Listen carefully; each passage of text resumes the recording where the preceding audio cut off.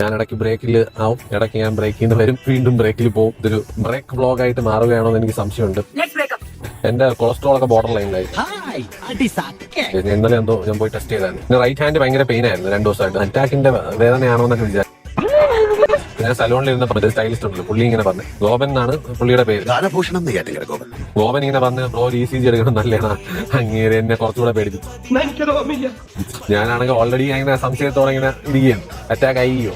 പുള്ളി നേരെ പറഞ്ഞ ഇത് തന്നെ അറ്റാക്കിന്റെ ലക്ഷണം, ECG എടുക്കാൻ. ഇന്നലെ ഈ ഒരു ഡോക്ടറിന്റെ അടുത്ത് പോയി, പിന്നെ കൊളസ്ട്രോൾ ഒക്കെ ഹൈ ആണ് ഞാൻ നോക്കിയത്. ട്രൈഗ്ലിസറൈഡ് വരെ മറ്റേ ബോർഡർ ലൈനിൽ 6 months ബാക്ക് ഞാൻ ഈ ബ്ലോഗർ ആവുന്നതിന് മുമ്പേ ട്രൈഗ്ലിസറൈഡ് ഒന്നും ഇല്ല എനിക്ക്. നമ്മൾ ആണുങ്ങളല്ലേ മാഷേ, താഴ്ന്നു പോകാൻ പാടുണ്ടോ? എന്റെ ദൈവമേ ഗൈസ്, ഈ ഫുഡ് ബ്ലോഗ് തുടങ്ങിയതിനു ശേഷം ബീഫും സാധനങ്ങളൊക്കെ ഞാൻ കുറെ കഴിക്കുന്നുണ്ടായിരുന്നല്ലോ. സ്റ്റേക്ക്, ബ്രിസ്ക്കറ്റ്, അങ്ങനെ റെഡ് മീറ്റ് ഒരുപാട് കഴിച്ച് എന്റെ യൂറിക് ആസിഡ് ഹൈ, എന്റെ കൊളസ്ട്രോൾ ഹൈ. ഓൾറെഡി അന്ന് ബെറ്റ് വെച്ചതാണ് കാർത്തികിന്റെ വ്ളോഗിൽ, ഞാൻ ഇനി ഡയറ്റ് തെറ്റിക്കൂല എന്നുള്ള സംഭവം. അത് എന്തായാലും കാര്യമായിട്ട് എടുക്കേണ്ട സംഭവമാണ്. ലോകത്തിൽ ഇവനെ പോലെയുള്ള സകല ഫ്രോഡുകൾക്കും ദൈവം ഒരു ആയുധം കൊടുത്ത് അനുഗ്രഹിച്ചു. റെഡ് മീറ്റും എല്ലാം കട്ട് ചെയ്യാനുള്ള പരിപാടിയാണ്. സ്വീറ്റ്സ് എന്തായാലും ഇല്ല, ഇതിന് നേരെ പോകും ഡെസേർട്ട് കഴിക്കും. കേട്ട് ഞാൻ പൊന്നു, എനിക്ക് വിഷമം വരുമ്പോൾ ഞാൻ ആദ്യം പോയി ചെയ്യുന്ന ചോക്ലേറ്റ് കേക്ക് വാങ്ങിച്ചു.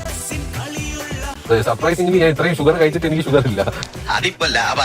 എന്റെ കൂടുന്നത് കൊളസ്ട്രോളാണ്. കൊളസ്ട്രോൾ കുറയ്ക്കുന്ന രീതിയിലുള്ള ഒരു ഡയറ്റ്, കുറച്ച് ഇത്തിരി വർക്കൗട്ട് ഒക്കെ സ്റ്റാർട്ട് ചെയ്യുന്നത്.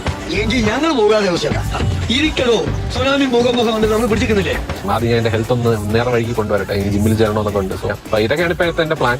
ഫുൾ പവറിൽ നമ്മൾ പിടിക്കും. Wish me luck guys. All the best.